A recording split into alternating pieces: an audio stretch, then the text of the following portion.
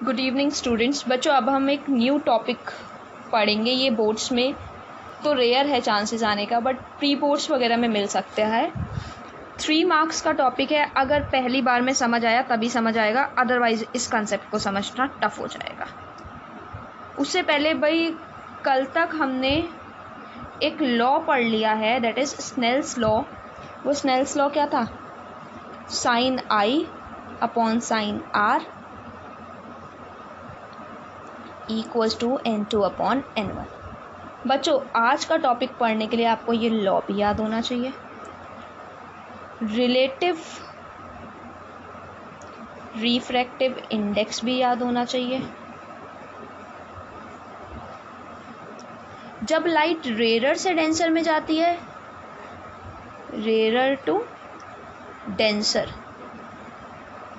तब कैसे बेंड करती है? Towards normal. और डेंसर से रेयर में जाती है तो कैसे बेंड करती है? Away normal. ये भी कंसेप्ट याद होना चाहिए। ये 3 कंसेप्ट को मिला के एक नया टॉपिक बन रहा है, refraction through a glass slab. Glass slab में refraction through a glass slab. हमने एक ग्लास का पीस लिया,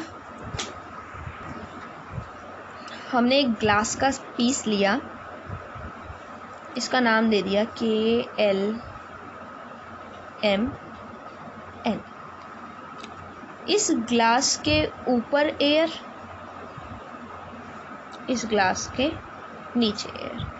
ऊपर एयर है तो रिफ्रैक्टिव इंडेक्स को हम NA मान सकते हैं, नीचे एयर है तो रिफ्रैक्टिव इंडेक्स को फिर से हम NA मान सकते हैं, बट ग्लास के लिए हम क्या रिफ्रैक्टिव इंडेक्स मानेंगे? NG। इतना कंसेप्ट क्लियर करना। Refraction through a glass slab में हमने एक ग्लास का पीस लिया तो ग्लास के ऊपर भी एयर, ग्लास के नीचे भी एयर। ग्लास के ऊपर वाली एयर का रिफ्रैक्टिव इंडेक्स NA, तो नीचे वाली का भी NA होगा, और ग्लास का रिफ्रैक्टिव इंडेक्स NG। देखो भाई, इस ऊपर वाले पार्ट में अब ये चीज़ समझना, KLMN एक ग्लास स्लैब है, ये ग्लास है, ऊपर भी एयर नीचे भी एयर। इसका रिफ्रैक्टिव इंडेक्स NG, ऊपर का NA नीचे का NA। इतना पॉइंट क्लियर है। एक लाइट इंसिडेंट हुई इस ग्लास स्लैब में, ठीक? ये जो लाइट रे आ रही है, इस रे को क्या कहा जाएगा? Incident ray. हम एक नॉर्मल ड्रॉ करेंगे इसके साथ ही 90 डिग्री की, ये रही नॉर्मल। इस रे का नाम रख दो AB और नॉर्मल का नाम रख दो P डैश। जब इंसिडेंट रे, एयर कैसा मीडियम है ग्लास के कंपेयर? रेयर। और ग्लास कैसा है? डेंसर। जब लाइट रे रेयर से डेंसर पे आती है तो नॉर्मल के टुवर्ड्स बेंड होती है, अवे बेंड होती है? Obviously towards. ये इंसिडेंट रे, ये नॉर्मल, ये रिफ्रैक्टेड रे। ये पॉइंट B, ये पॉइंट C। भाई, रिफ्रैक्शन ग्लास स्लैब में 2 बार होगी। अब इस लाइट रे को बाहर निकलना है। ग्लास तो एक डेंसर मीडियम है और एयर कैसी है? Rare medium. फिर से एक नॉर्मल ड्रॉ करेंगे। जब लाइट रे डेंसर से रेयर में जा रही है तो क्या होगी? Away from the normal. इसे भी नाम दे दो Q डैश, ये C है, दिस वन इज D। दोबारा देखो, एक ग्लास स्लैब में रिफ्रैक्शन पढ़ने के लिए उसके अंदर 2 बार रिफ्रैक्शन होती है। एक बार रेयर टू डेंसर वाली रिफ्रैक्शन और एक बार डेंसर टू रेयर वाली रिफ्रैक्शन। अब ये जो एंगल बना रहे हैं इसे एंगल ऑफ इंसिडेंस मान लो, ये जो अंदर बना इसे एंगल ऑफ रिफ्रैक्शन फर्स्ट मान लो, ये भी रिफ्रैक्शन का ही पार्ट है, इसलिए इसे रिफ्रैक्शन का एंगल सेकंड मान लो। जो भी लाइट हम फाइनल देखते हैं अपनी आईज से, उस लाइट रे को अगर रिफ्रैक्शन मोर देन 2 टाइम्स हो रहा है या 3 टाइम्स या 4 टाइम्स, एक से ज़्यादा रिफ्रैक्शन हो रहा है, तो उस लाइट रे को रिफ्रैक्टेड रे नहीं कहा जाता, उस लाइट रे को इमर्जेंट रे कहा जाता है। दैट मीन्स हमने ये वाली लाइट रे जाते हुए देखी थी, ये वाले आते हुए, अंदर क्या हुआ हमें नहीं पता। ये रे इंसिडेंट और रिटर्न वाली रिफ्रैक्ट इमर्जेंट रे, इसलिए ये जो एंगल बनाएगी वो होगा angle E, that is angle of emergent. एक बार इसी डायग्राम को मैं आपको रिपीट कर रही हूँ, फिर हम आगे के कंसेप्ट पे चलते हैं। एक ग्लास स्लैब ली, उस ग्लास स्लैब का नाम रख दिया KLMN।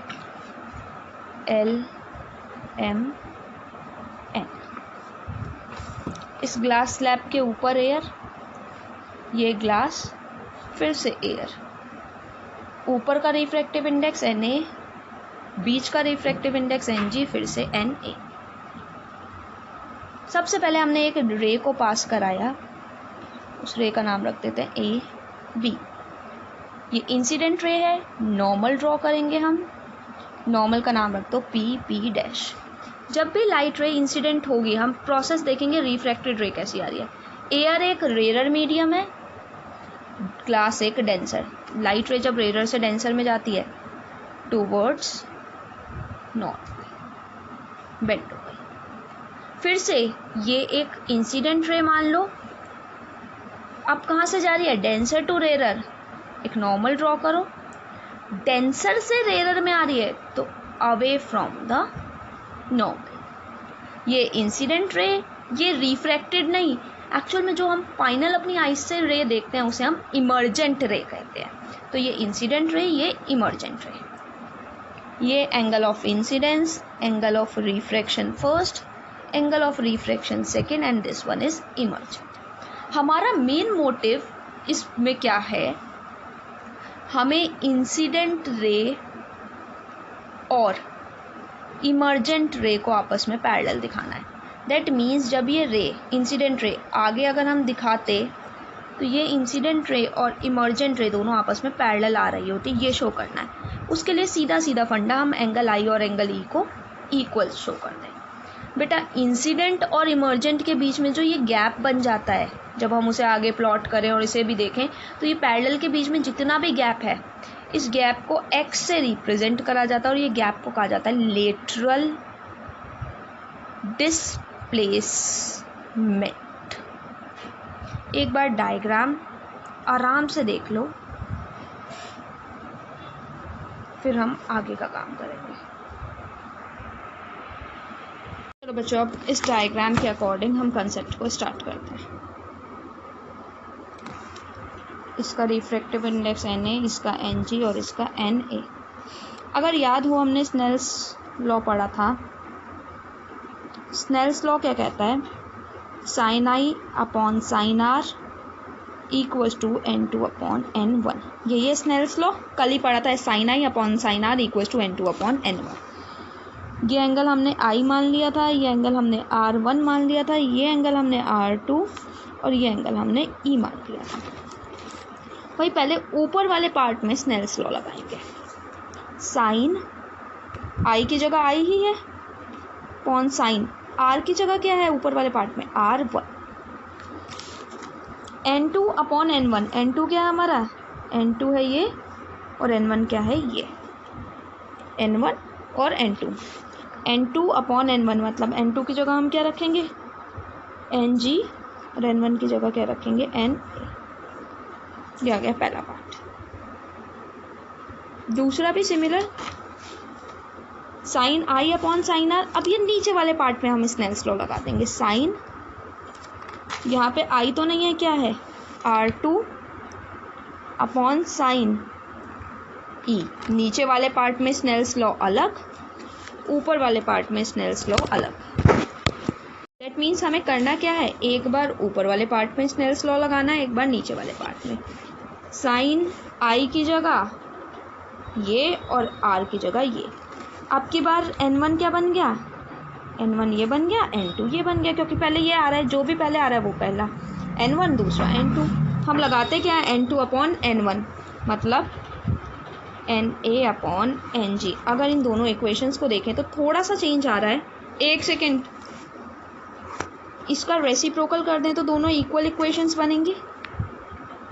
Sign E upon sine r2 equals to ng upon na, दोनों इक्वेशन सेम। भाई ये ng अपॉन na है, ये भी ng अपॉन na, ये दोनों साइड्स भी कंपेयर हो सकती है। Sine i upon sine r1 equals to sine e upon sine r2। अगर ये अंदर वाले एंगल्स देखें तो ये ट्रांसवर्सल लाइन है, ये दोनों लाइंस पैरेलल हैं, दैट मीन्स ये एंगल आपस में कैसे हो जाएंगे, ऑल्टरनेट इंटीरियर।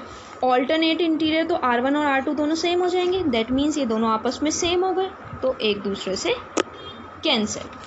हमारे पास क्या बचा, sine i equals to sine e, sine से sine cancel, i equals to e। यही हमारा मेन मोटिव था, एंगल i को एंगल e के इक्वल करो, दैट मीन्स इमर्जेंट रे और इंसिडेंट रे आपस में इक्वल। बेटा एक बार ये कॉन्सेप्ट मैं फिर से समझा रही हूँ, आई नो आपको क्लियर नहीं हुआ होगा काफ़ी सारी चीज़ें इसमें। देखो हमारे पास एक ग्लास स्लैब,